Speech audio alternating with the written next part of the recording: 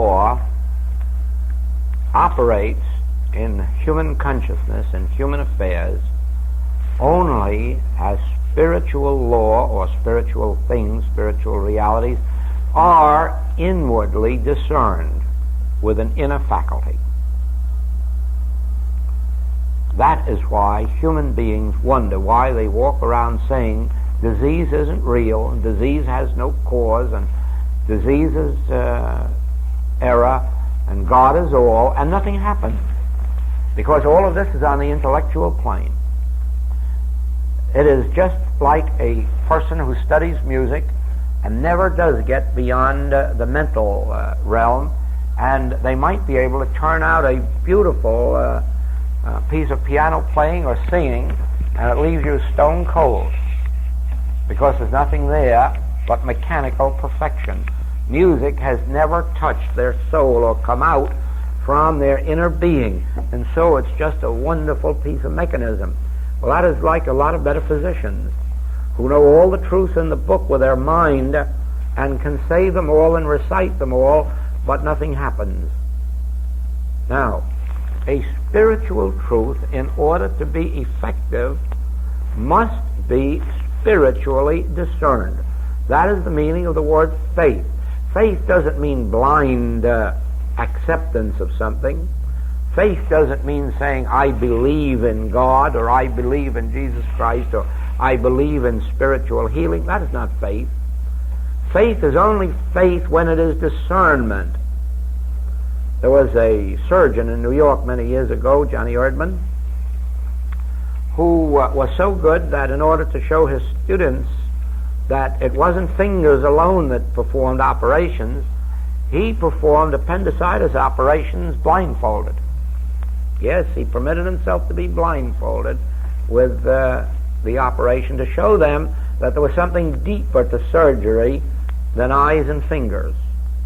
There is. There is to any business or any profession or any art. There's something more than the mind, and that something more is the soul, the inner capacities. And when you have that, you have a touch that's beyond feeling. You have a vision that is beyond seeing. You have a hearing that is beyond ears.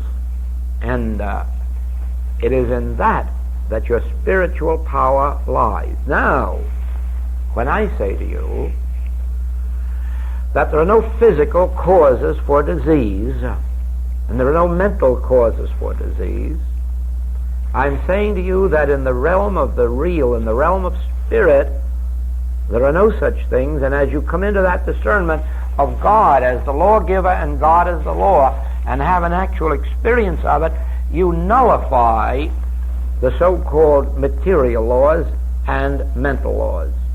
Be assured of this, I have seen it work out in practice, not only with individuals, but I have seen epidemics of disease stopped. It is only here 2 weeks ago that I had the privilege of being called in when there was an epidemic of disease in chicken ranch, where the chickens were dying. Well, they were just dropping over every single minute until they were going by hundreds and hundreds, and they knew what it was, but they had no cure for it. And I was called in, and in 6 hours there wasn't a trace left of it. Don't forget that. I had the same experience in Florida, being called into the experimental station when they had a disease among cows, dairy cows, and they couldn't stop it. And I was called in, and in a few hours it was stopped. Why? Let's not quibble. There was something operating on the human level, infection, contagion, disease, whatever it was, but the moment that it was brought in contact with this inner discernment of cosmic law as the only law, spiritual law as the only law, this other had no effect, because it isn't actual law. It is only law on that level. It's a belief which we accept as law. Now, so it is that you may, without any question of doubt, be under certain mental strains and produce certain mental or physical disorders. But that doesn't mean that that's a law. As a matter of fact, it couldn't be a law, as I brought out last night. It couldn't be a law, or it would be permanent. Anything that has really a law, the law would sustain, just as the law of mathematics sustains 2 times 2 is 4. Anything that has a law is sustained by that law eternally. So therefore, these physical causes, mental causes, they're not law in our sense of the word law, in any permanent sense. They are accepted by us as law, and they operate as law only because of our universal acceptance of it. Now, it isn't your acceptance or mine, it's a universal acceptance. And so there's no use of trying to stop it in your mind. A few months ago I was called to a mental institute where one of the psychiatrists very frankly said, we haven't got the answer to these cases. And I'm beginning to search in spiritual teachings to see what can be found there. And of course, those who are familiar with that know that the problems of today are bringing terrible mental strain upon people. Not only with those who have to earn a living above income taxes, that's one full phase of trouble, but when you stop to think of the youth of today who have nothing to look forward to, they know right well that even before they can get through their schooling, they're going to be drafted. They don't know whether they're going to come back whole or not whole. They don't know if they can marry. If they do marry, they don't have any degree of permanence about it in their thought, because they know right well they don't know if they're going to get a job when they get out of service, or they may have to go back into service to get a living. The youth of today is confused with such conditions, and you can't wonder at it. Our generation has failed so hard. Now, that those states of confusion should lead them to instabilities, to too much drinking, or to dope, or to dancing, or too much television. Who can wonder at those things? We've given them a pretty poor world to live in from a human standpoint, and that they go haywire, that they drink too much, that they end up as alcoholics or in different kinds of trouble is not to be wondered at. But the point is that when you are brought to those cases for treatment, if you were to look at those appearances and say, yes, but there's nothing can be done about it, because we can't give them a better world, then you are the blind leading the blind. There is a way, though, to help them, and that is in proportion as you catch a glimpse of this spiritual law as the all law and only law, you find their whole natures beginning to respond to spiritual impulses, and their lives change. You can't do it from the outer. You can't say to them, stop worrying. You can't say to them, stop drinking. If they had the capacity to stop, they would. You can't say to them that you should have hope. You've got nothing to give them hope with. But if you can reach behind what they are thinking, if you can go back to the source of their being, which is spirit, and open a way for it to unfold, they then come out into these harmonies. In our work, we have had wonderful success with mental disorders and with alcoholism, but not ever by trying to change a person, not ever by trying to psychologically give them hope or courage or strength, but rather by going behind the scene, and probably before this week is over, you will see how that can be done. I'm only outlining tonight some of these major points that you must see. Now, at this point, you will perceive that our work from the standpoint of prayer or treatment has nothing to do with the individual being treated. In other words, that our work is not directed to you. In other words, you do this or you do that, or you read so many pages or you do the other thing. Our work lies in an entirely different direction. It lies in going within our own being and resolving the appearance within ourselves, so that the degree of our realization becomes evident in the experience of our patient. That is one of the points that we will take up in greater detail as this week unfolds.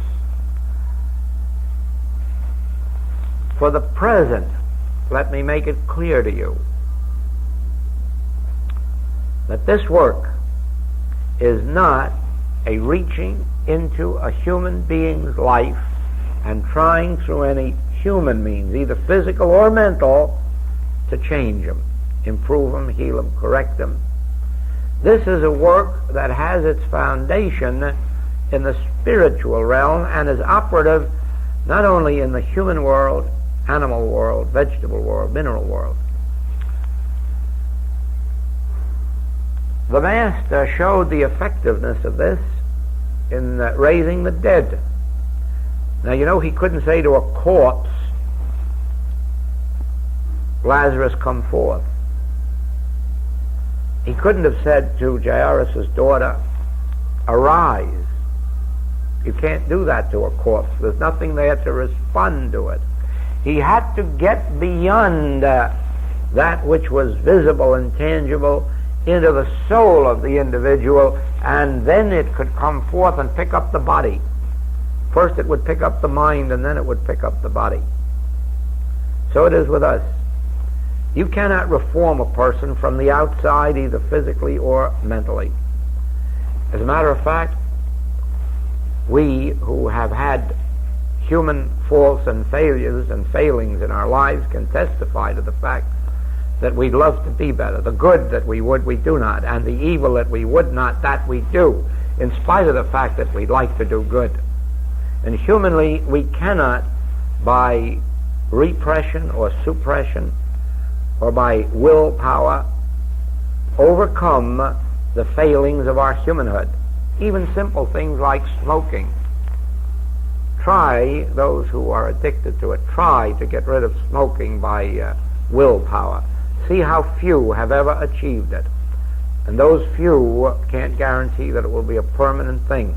But how simple it is with smoking and with drinking, once the spirit has been touched, to see how these things dissolve and leave us. And so that brings us to the third point of importance, and that is prayer. Prayer with its subheading of treatment. You see, everything that we accomplish through prayer or treatment, or prayer and treatment. And so the nature of prayer and treatment must be understood. They are not synonymous. They are two different degrees, probably, of the same idea. But treatment, metaphysical treatment, is something that takes place in the mental realm. It is a knowing of the truth, a conscious knowing of the truth that takes place within us. It is something that we either declare or think or write based on certain principles that we have learned and that we know with our mind. But as I've brought out, that is not the healing agency. The purpose of treatment is not to heal anyone, because it won't do it. It won't reform them. It won't change them. Treatment will lift us. That's why treatment is never directed at a patient. A treatment is only directed at ourselves. And the treatment, the mental process of knowing the truth, the mental process of declaring the principles, that's not for the patient's benefit, and it's not for God's benefit, because you can't influence God. It is to lift ourselves above the realm of the mental to where we can be receptive and responsive to the spiritual impulse. In other words, as a human being, I have no access to God. The things of God are foolishness with man, and man whose breath is in his nostril never will become aware of God.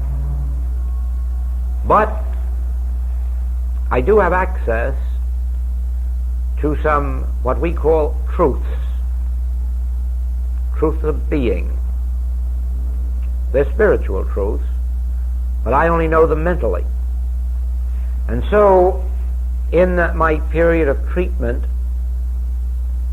I can mentally declare the principle of God as the only cause, the principle of God's law as the only law, the principle that God's substance is the only substance, the principle that the soul of God is individual soul, that the mind of God is individual mind, that there is but one consciousness, and that's God.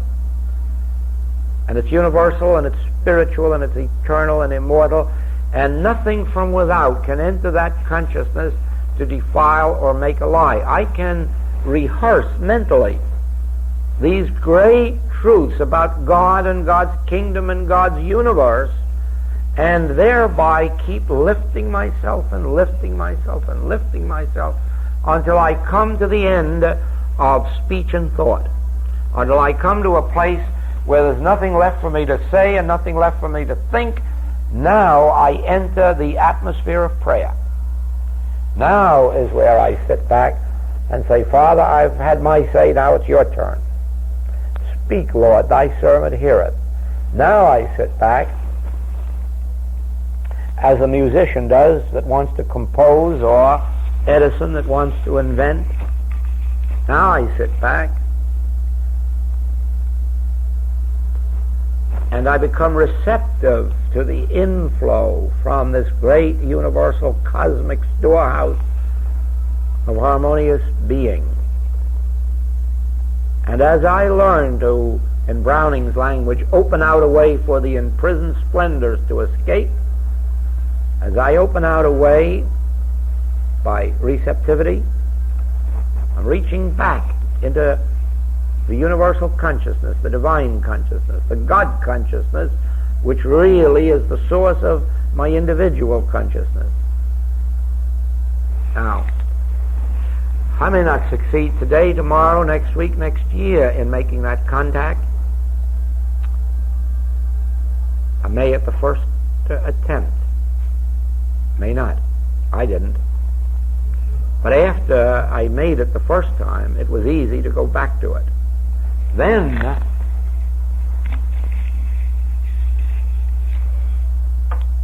I'm back here now in an atmosphere of prayer.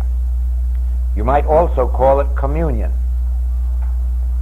There is now a communion between the individual consciousness and its infinite source. There's not two there, there's just one, but the big Father is way back there, and I, the Son, can do all things through this Father, this universal, coming into individual expression. Then, as it comes, it says, Thou art my beloved Son. Or it says, I will never leave you nor forsake you. Or it says, I am the only law. Matter of fact, upstairs I was meditating for our class tonight. I never want to come on a platform unless God gives me some kind of a sign or signal that He's with me, because I'd have nothing to give you. It is only as I know for sure that the connection is well established that I want to come in.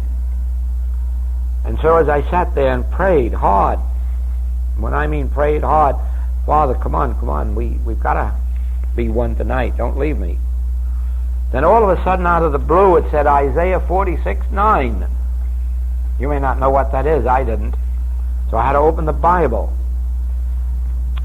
And it says, Remember the former things of old, for I am God, and there is none else. I am God, and there is none like me. And I said, Thank you, Father. I'll go down there and let you be God. I don't have to worry. As long as you're God, class going to be well taken care of. That's all right with me. It had come in, you see. I am God, and there's none else. There's none beside me. So you don't have to worry about anything. Don't play God. Just get down there and open your mouth and let me come through. Now, that is prayer and that is answered prayer. You heard me say before, there's no such thing as unanswered prayer. No. There are lots of treatments that don't work. There are lots of healings that don't take place because we don't get into the depth of prayer. We don't get into that communion where God speaks. When we do, something usually happens. When it doesn't, there are things at work that at that particular moment cannot be brought into alignment with that thing. The Master referred to some of those when he said, "Neither do I condemn you, but go and sin no more, lest a worse thing come upon you." In other words, you can get all of the healings you want, but if there isn't some change of consciousness within you, you go right back to the old way of thinking and believing, and the same old penalties will come upon you. Or sometimes the time element is there. In God there's no time, but in our unfoldment there is, and so you cannot send a 10-year-old to college, not many of them anyhow, because there is a time element which isn't time at all. It's unfoldment. They cannot be ready for college until there has been a sufficient unfoldment within them that will make the college subjects intelligible to them. So you say, oh, they have to be 16 years of age. No, it isn't the age, it's the degree of unfoldment, but the degree of unfoldment usually takes them to 16 years of age. Now, it is in the same way that as far as God is concerned, we could all be wonderful pianists. I tried for 2 years and couldn't get to first base. The time element is one of unfoldment. Other people in 2 years can do pretty well. I couldn't because my musical consciousness wouldn't unfold. Hasn't done much better in 20 years, but that's neither here nor there. That's one of my misfortunes. Now,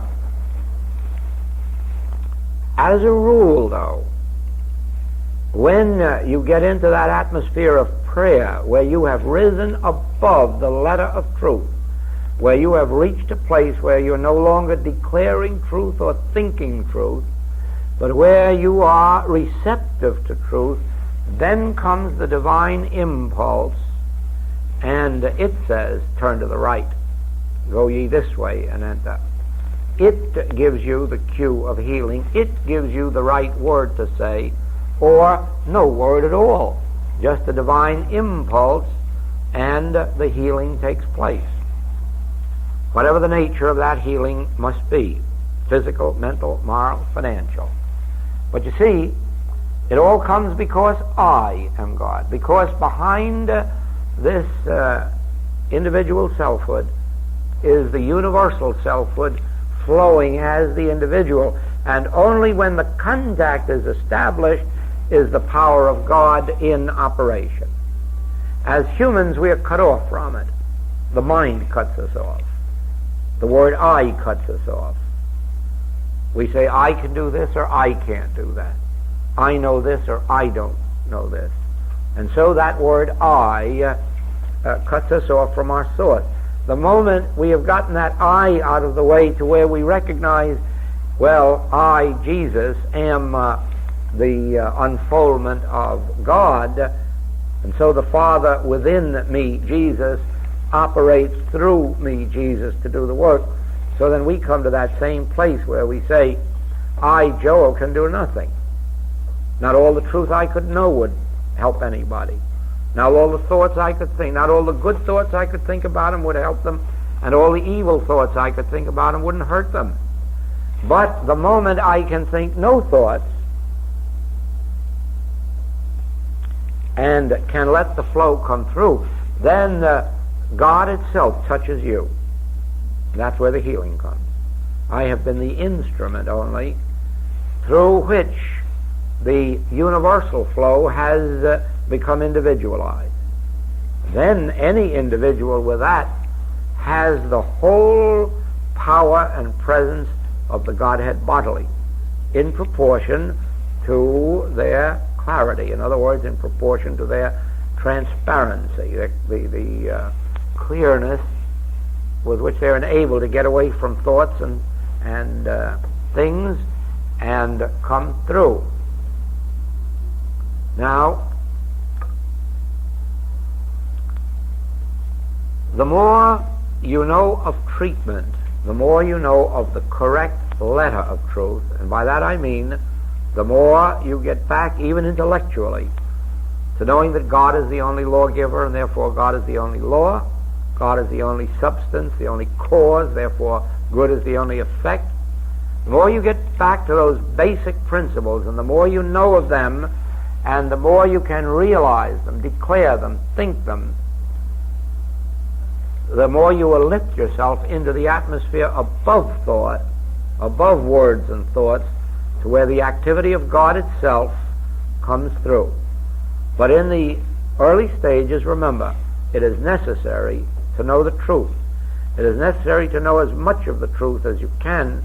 It is necessary to know the truth accurately, not declare it correctly one day, not say one day God is the only cause, and then the next day say, I wonder what sin I'm committing that's bringing this on. Now you're setting up a conflict within yourself. If one day you have God as the only cause, and the next day you have sin as the cause, or ignorance or fear as the cause, you're just setting up a conflict within yourself. You must understand a principle and adhere to it. When you're told, call no man your father on earth, it doesn't mean you're to disrespect your human parents, but it does mean that somewhere inside of you, you realize that spirit is a creative principle, and that is the causative principle of your being, and that is the only causative principle, and therefore only that which emanates from that causative principle can appear in effect. Now the appearances may not testify to that, but that is why you're learning this truth. And as you hold that in your consciousness, since God is spirit and God is the Father, God is the only causative principle, all that can take place in me is an emanation of that perfect spiritual cause. As you maintain that, even mentally, intellectually within you, eventually you rise to where it becomes faith or spiritual discernment. Then it becomes a law unto you, and you go forth free. Now remember this. It says that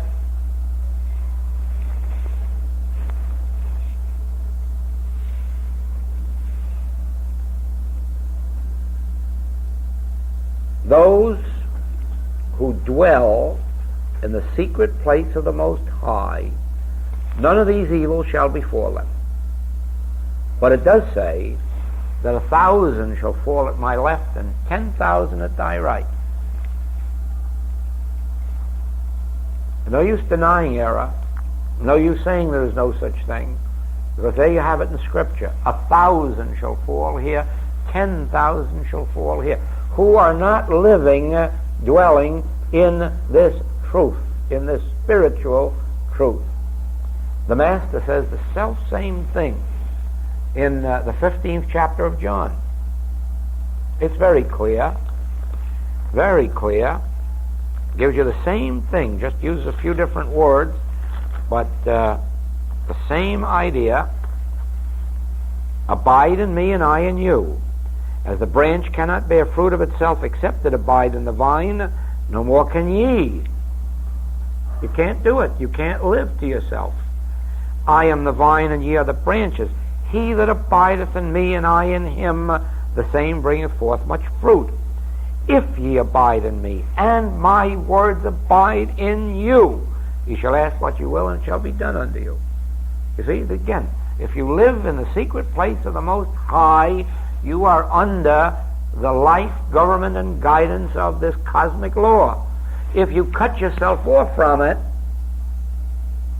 and start to have God's many idols, start to fear dollars out here or love them, start to fear things out here or love them, start to make unto you creatures to worship, you're cutting yourself off from this infinite invisible. And then you'll be the withered branch. You might live 80 years and 10, and you might not. You might live them healthily, and you might not. human life is a matter of luck, accident, chance. There's no such thing as law in the human world. A doctor could get you 100% healthy tomorrow and you could come back to him dying the next day. He can't help that. He can't do anything about it either. He can get you healthy up to a certain point and sometimes perfectly healthy in physical experience.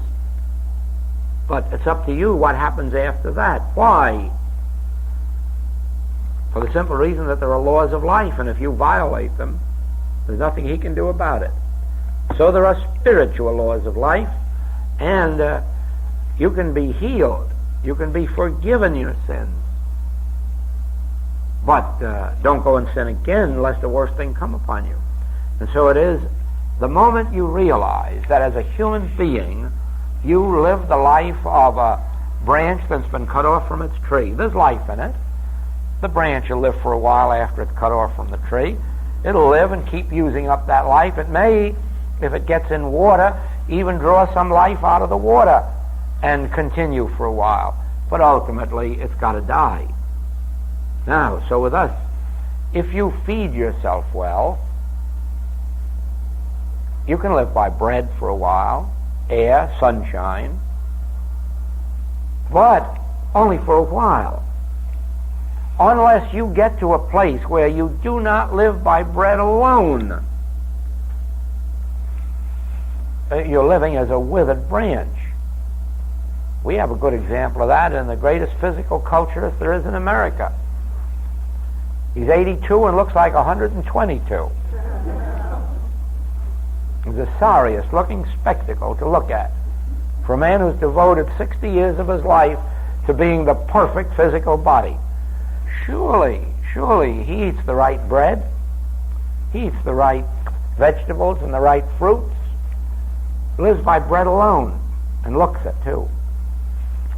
We do not live by bread alone. It doesn't mean we neglect food, and it doesn't mean that we shouldn't be seeking the right food, nor does it mean that when we find them that we shouldn't give up the wrong foods, because all food really isn't food. A lot of it is just bulk. But so far as food is concerned, we should eat it, and we should eat rightly, we should eat correctly. But don't think for a minute that by right food or right air or right exercise that your life is going to be other than a physical thing. That's all it can be. Now, we do not live by bread alone, but by every word that proceedeth out of the mouth of God. If you abide in me and let my words, the word of God, abide in you, let this truth abide in you, then you'll find not only that the Spirit itself gives you life and life eternal, but the Spirit itself acts upon the food you eat and makes them nourish you even to a greater extent than they would in and of themselves. Now, there are experiments going on right now in Europe and in America to see what effect prayer has on crops and gardens. Quite an organization carrying on these experiments in Europe and in America. And they're testing out with prayer. I don't know what kind of prayers they're using, but they have ministers to do the praying to find out what effect prayer has. Well, we who have been in metaphysics for a long time could tell them all the answers. It has a wonderful effect. We can make 2 blades of grass grow where one grew before. We can make any kind of a crop be 20, 25, 30% greater without the addition of one outer form of fertilizer or food, merely by prayer. Just the same as we've been able to maintain health of body and health of mind only by prayer, so we have been able to prove in the vegetable world and animal world the self-same thing.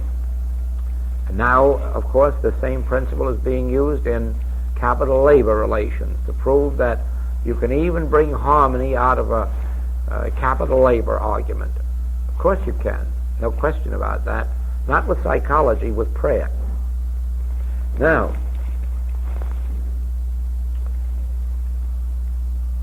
To those who live in the secret place of the Most High, that means who live in this consciousness of God's allness, God's being, to those who abide in the word of truth, who let the word abide in their consciousness. Paul over here in the 8th chapter of Romans,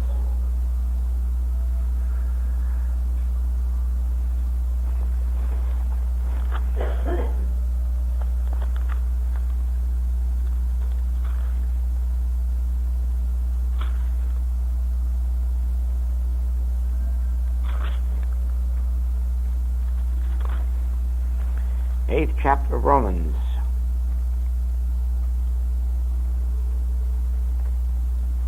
For they that are after the flesh do mind the things of the flesh, but they that are after the Spirit, the things of the Spirit. For to be carnally minded is death, but to be spiritually minded is life and peace.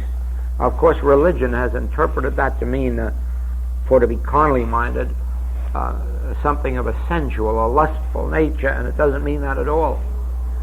It means actually and he brings it out here in the same chapter, what it really means is that if you sow to the flesh, you will reap corruption. In other words, if you live only by bread, if you live only to the physical needs and mental needs, then you are on the way to death.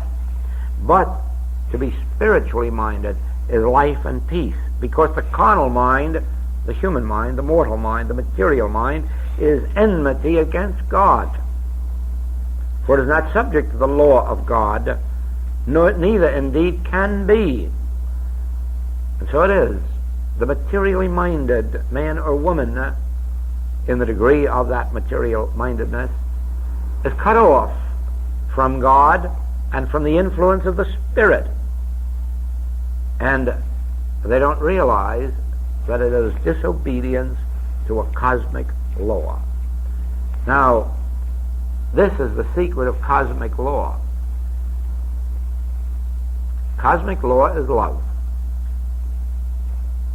Love is the fulfilling of the law. And when you understand the nature of love, you will know what to be obedient to. And then you will be consciously one with all the forces of spirit, of the cosmic mind, of the cosmic law, of the cosmic consciousness, but only through love. And I'm not talking about sentiment or emotion.